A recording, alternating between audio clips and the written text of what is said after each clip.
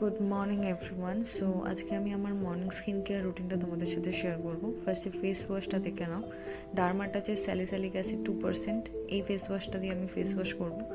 দামটাও তোমরা দেখতেই পাচ্ছ। ফার্স্টে আমি ফেস ওয়াশ করার পরে এরপর একটা টোনার ইউজ করবো, সেটাও আমি ডেসক্রিপশানে ডিটেলস দিয়ে দেবো।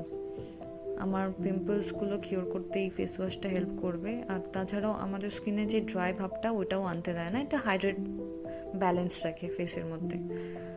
হালকা মুছবো, বেশি ঘষে ঘষে নয়। দেখতেই পাচ্ছ দানা দানা যে একটা বাম্পি স্কিন রয়েছে টেক্সচারটাতে। ফোরহেডেও পিম্পলস আছে। এরপরে আমি সেই টোনারটা ইউজ করছি, টোনারটার ডিটেলস আমি দিয়ে দেবো।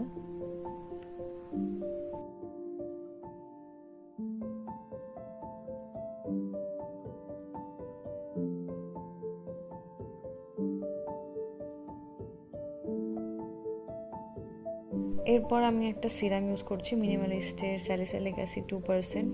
এটাও আমার অ্যাকনে, ব্ল্যাক হেডস, পিম্পলসগুলোকে কিওর করতে হেল্প করবে। যে বাম্পি টেক্সচারটা রয়েছে সেটা ইভেন করবে।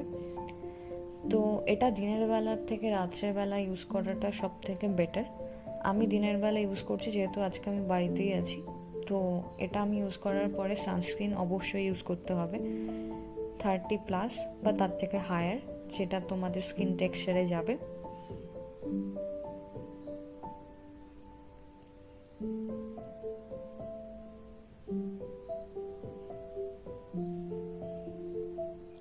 এরপর আমি একটা ময়শ্চারাইজার ইউজ করব, সেটাও অয়েল ফ্রি।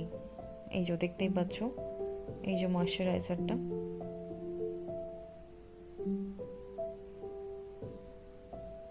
এটা স্কিনটাকে হাইড্রেট রাখবে, খুব যে ড্রাই ভাবটা থাকবে ওটাও করবে না, আবার যে অয়েলি ভাবটা থাকবে সেই জিনিসটাও আমাদের স্কিনের মধ্যে আসতে দেবে না।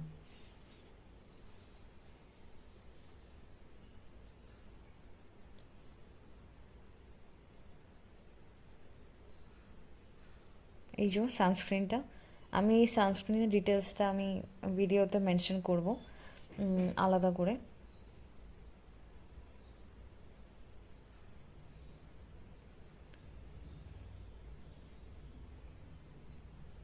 যেহেতু আমার এখানটাতে একটু অ্যারাউন্ড মাউথ একটা ব্ল্যাক স্পটস রয়েছে, ডার্ক স্পট টাইপের পিগমেন্টেশন হালকা, তো এখানেও আমি সানস্ক্রিনটা ইউজ করে নিয়েছি। এবার দেখতেই পাচ্ছ খুব যে অয়েলিনেস ব্যাপারটা ওটাও নেই, একটা হালকা ন্যাচারাল গ্লো স্কিনের মধ্যে রয়েছে।